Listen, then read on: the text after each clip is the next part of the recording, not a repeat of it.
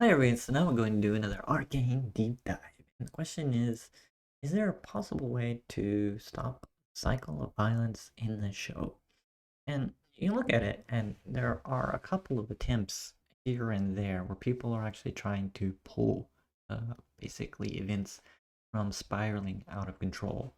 And that seemed to be a very difficult task, if you think about it. So, first off, we have to look at where the show actually starts. And the show actually starts with the whole aftermath. Well, almost aftermath. There's still, of course, a lot of shooting going on the riot on the bridge, or at least some sort of conflict there, which ended up with the two girls losing their parents. A very, very tragic situation. Now, you might wonder, and I do as well, is okay, so what happened before? What were the events that led up to this event? And we don't know.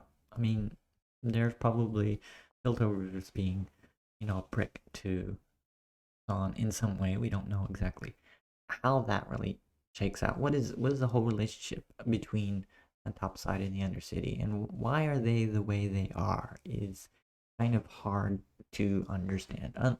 But you pretty get a good idea that the top side is more wealthy, and they just don't care about the undercity at all. And if trouble happens, then the sheriff and his goon squad there will take care of it. So completely oblivious to basically the resentment that's building up. And so you got that. And this situation right here just basically is very hard on kids. And so extremely in this case, specifically hard on Powder. Now when you look at this, one thing you might glean from is the fact that basically Vi breaks down. I mean, she cries while looking at her mother, and Powder just does not. It's a very, very interesting scene there. I'll look at it in a different video. But that, right, shows you right there that, of course, after all the carnage, and I imagine all this is traumatic for both of them, and it is especially traumatic for a younger person as they're growing up, forming their own personality. It's extremely uh, on kids, these types of events. The older you are, you're a little bit more able to deal with it because you have more rational ability to process it. But for younger kids, it can't process it properly, so things do not go well. But Vander pretty much learns his lesson, well, so to speak. It's like, okay, I wanted X, we ended up with this. This is not what I wanted, so this is not the right way to do it. Unfortunately, of course, this event will just generate more resentment. And you can imagine that even after there was some sort of truce of some sort, you can't expect that, the people in the Undercity were like really happy with the situation and probably felt they were being looked down on. So, I mean, you see Vi's resentment throughout the entire show. This is kind of a common feeling of the people who live in the Undercity. So you can imagine Powder having exactly the same types of feeling, just not being able to express it as well. So these resentment exists, which is kind of a motivation, so to speak, for actually going into Piltover and trying to burgle a place, which unfortunately ends up causing an explosion. So that is like this entire series of events in Arcane are basically originating within the initial violence that happened in the first scene, and that caused everything. Now, what's really interesting here is that you have to balance between the environment, the way things are flowing in motion, and people's ability to pull back from making bad choices. I mean, how much responsibility do you give people for the choices that they make? And this is different for everyone. So you look at this, and there's an explosion. Now, what happens from the explosion is basically the cops go down into the Undercity and they want to find the culprit natural because from their point of view it's a terrorist attack and they need to get somebody. And unfortunately, because of the tension between Topside and the Undercity, you get cops who act far beyond what they should. Now, the thing is that this kind of brutality is very unfortunate, and this causes greater tension between the Undercity and Topside. Now, could have this been prevented? You would hope so. You don't want stuff like this happening, but because of the way things are, that's exactly what happened. And who is actually trying to hold things together was Vander. And so he was trying to impart the lessons on Vi, but the difficulty, as I've said in other videos, is the older generation has the experience, they've been through it, and just kind of telling it to people who are young, especially Vi, who's a teenager, and at this point, it's just not easy to understand. It's like intellectually, maybe you might get it, but emotionally, on emotional level, it's very unsatisfactory. And not only that, you got basically people now being pricks to the people in the Undercity. So you got this whole tension that is being built. And on top of that, Vander is not offering a good solution, out of the violence. It's just status quo ante, and that's not going to work. It's not going to work for Vi. It's not going to work for the other people. As you actually see in the other scenes, it's just like there's a group that says, "Screw that! I don't like it. We want to fight back," and it's like this is not going to go any place good. And the thing is that naturally you will have people who will take advantage of these types of crises. It's like, read history, this happens 100% of the time. Someone's going to do it. So the only way out of this is come up with a better solution than the status quo. Unfortunately, Vander doesn't have that capacity, and Silco has the vision. So this is really hard to fight against. So Silco does what he does. He's like, okay, I need to get rid of the person who is in my way. I have a vision. I have people who will, of course, respond to that, who will follow me because I have the money, I have the technology, and I have the vision. And I'm going to screw all of you, and I don't really care. So, I mean, he has the ruthlessness that goes along with it as well. And why does Silco feel this way? It's because basically Piltover has been treating Zaun like bricks. And so this initial cycle of hatred, this created Silco.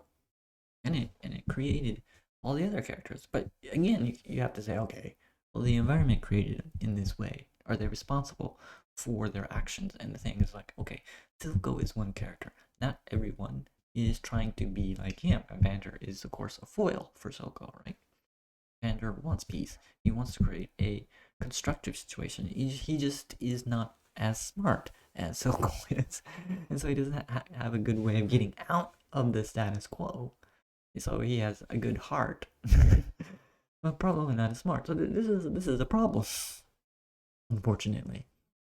So Silco does his thing, and which of course basically means things get even worse.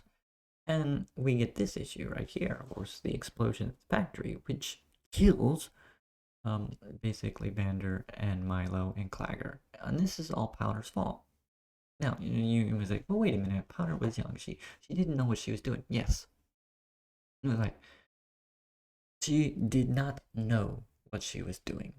But the action she did would of course, mean that she's responsible in some sense. But it's like, okay, look, all the environment, right? It's like, it should be only natural for her to do this thing, which is why the cycle of violence thing is so insidious, because you look at this and it's like, yes, it's like this is a natural progression of events. It's like once you get on this, roller coaster, you cannot get off situation here.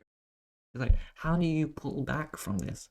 It's really hard, because of course what ends up happening here is, of course, Vander dies, and Milo dies, and Claire dies, and Vi is really upset.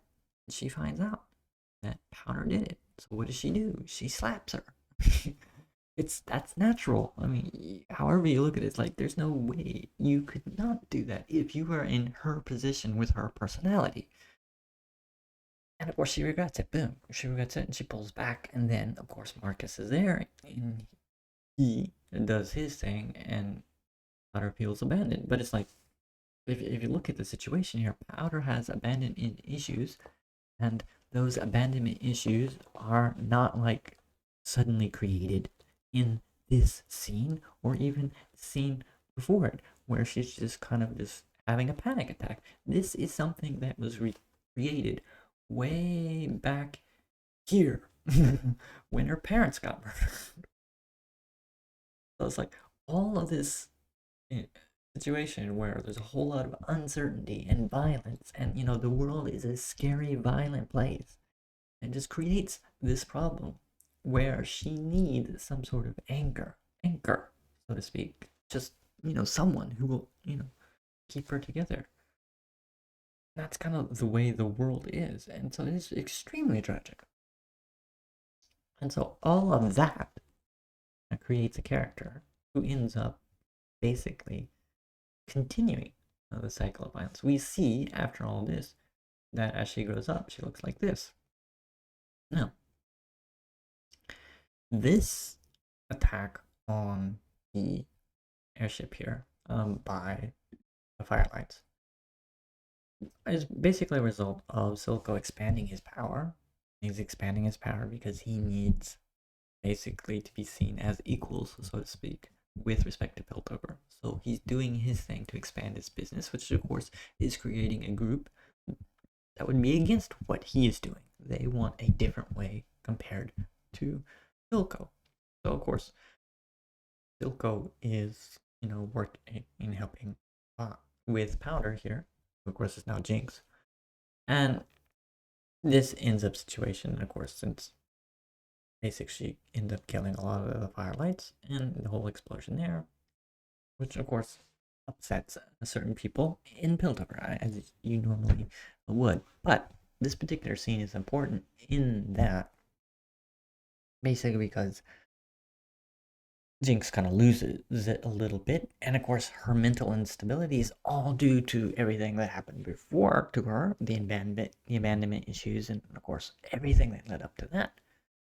She of course then has even other things because Silco basically says that Vika's going to take care of it, so she doesn't want to feel or look weak in front of Silco because Silco is the one who she relies on to hold her together, and she needs that person. So she feels personally that she can't look weak. So what happens is, of course, basically goes into Piltover and causes an explosion, kills a whole bunch of people, and steals Hex Tech, which, of course, from the people on the Piltover side are going, oh my god, like we had some cops that were killed through a terrorist attack, and a very important piece of technology that was stolen from us. Now, they don't see like this being caused by anything. For them, it's just like an attack on them, not a retaliation because of something. But this violence in and of itself is just the result of everything that has happened from the beginning. Okay, so once we got that, is there a way out of this? Now, basically in the middle of Arcane, there is still kind of a slow escalation. What we get is basically the people in the Piltover crew here are trying to find out who did this thing. And it ends up happening that one way of dealing with this issue of escalating tensions is to actually block the bridge, which is what happened. So Marcus, in order to protect his position, basically suggests blocking the bridge. Jason's pretty cool with that because they terrorist attacks come into Piltover, blow something up. That's not really something that he wants. But this, of course, worsens everything because people are not really happy with it with the bridge being blocked because that probably hurts their livelihood and dealings, so to speak. So this is an issue that, of course, increases tensions, increases the likelihood of violence. And things don't get any better when, of course, Caitlyn and Marcus try to bring back the gemstone and try to create some sort of situation where, the cycle of violence could be broken. And this was kind of a point where this could happen, except that Marcus's position is in really bad straits if people find out that the Hextech crystal gets back. I mean, Silco was saying, look, if Caitlyn gets out, if I gets back over there, we're having your daughter on a silver platter. Take care of it. And of course, the only reason that Marcus is in the position that he's in is because of the tensions that were created way back in the beginning, and Marcus couldn't find a way out of it. And Silco is able to basically manipulate this situation because of the power that he created with Shimmer, and because of the resentment of the people in Zaun against Piltover. Now you might say, okay, look, if there was a different sheriff, maybe this situation wouldn't have occurred. But I mean, if you think about it, in basically episode 9, Silco's basically, we'll get another sheriff. So I mean, from his point of view, Silco's point of view is like he could probably buy off any sheriff, any police officer in Piltover to do what he wanted to do. So this event, this type of event, would probably happen almost no matter who is in charge. If there's someone like Grayson who is a sheriff, that person would probably find themselves dead. that is probably is like, this is almost inevitable, this sort of situation, and that's kind of the way Arcane is playing out. So, and then in this instance right here, because of the fact that basically Marcus gets shot, and then of course Vi hears that, comes racing in, and that basically causes Jinx to go off, and then all the cops are dead because of what Jinx does. And so what happens there is that basically forces Jason's hand, and so he, after a little bit of kind of debate and going back and forth between the council members, and then kind of Vi pushes him a little bit, there is a conflict in the Shimmer factory, and of course basically Piltover comes in and knocks a whole bunch of people out, which of course then causes casualties, as normally would happen. I mean, people get killed. So this causes, resentment as far as Remy's concerned, and you can imagine Silco and his goons are not really happy about the situation either. And this just raises the tension more on the Zaun side. But as we come to here, there is a chance for basically ratcheting things back. So we had a slight opportunity here to basically pull back from the brink, and we have an opportunity here to pull back from the brink, but it can't be done. Why? Because Jace wants his pound of flesh. He wants Jinx.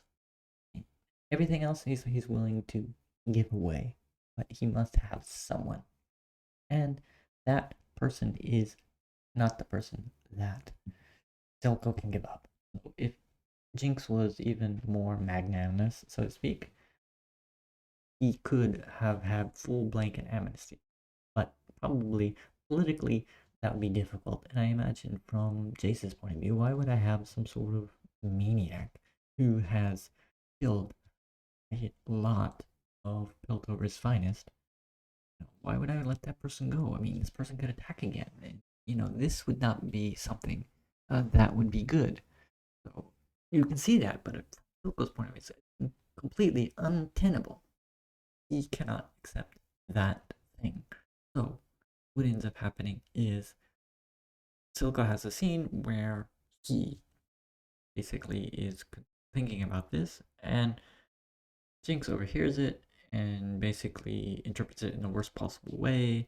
And then we have the scene with the dinner and conflict over there, and because of the way events occurs, Jinx accidentally Silco. So Silco is gone, and of course, due to that event right there, we end up in a situation where basically Jinx launches this thing right here to fire on to Piltover's council members, and is that now what we probably look is there's going to be a war between Piltover and Zaun. Now, of course, that kind of depends on the situation where who is left alive.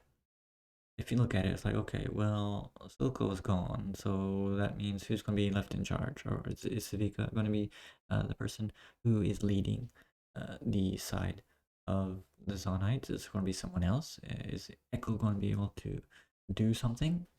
That's going to be very interesting because you wonder how the Kim Barons are going to be controlled in some manner if all of the council members are dead, which would be what I would hope.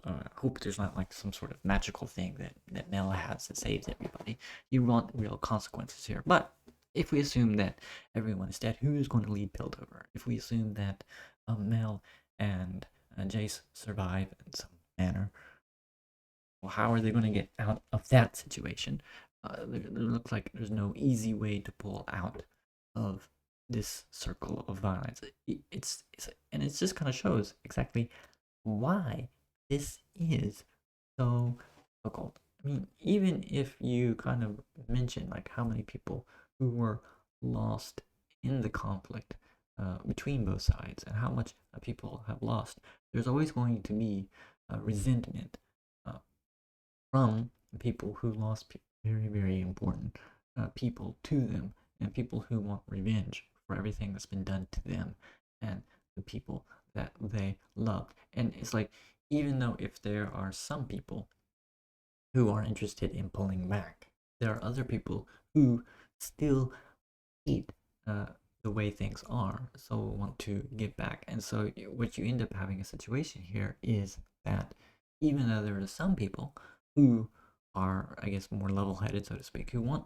to maintain order, there are still some people who are really want to get back, want retribution, and maintaining the stability is really, really, really hard. Getting out of the cycle of violence is extremely difficult, which is why when you look at the way things are, for example, in the Middle East or South Africa or other places where there have been animosities for a long time, it's really hard to maintain the peace. And I think Arcane does a wonderful job of people doing the best they can in a really horrible situation where both sides just really do not like each other, trying to find a way where they want to break the cycle, but there are other elements who want to take advantage of it or who just cannot let it go for whatever reason, even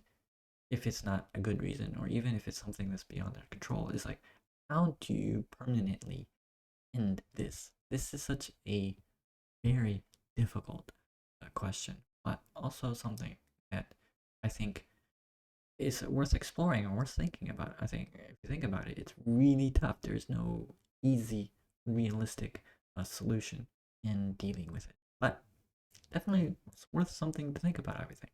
So, everyone, definitely watch Arcane if you haven't. I'll see you in the next video. Bye.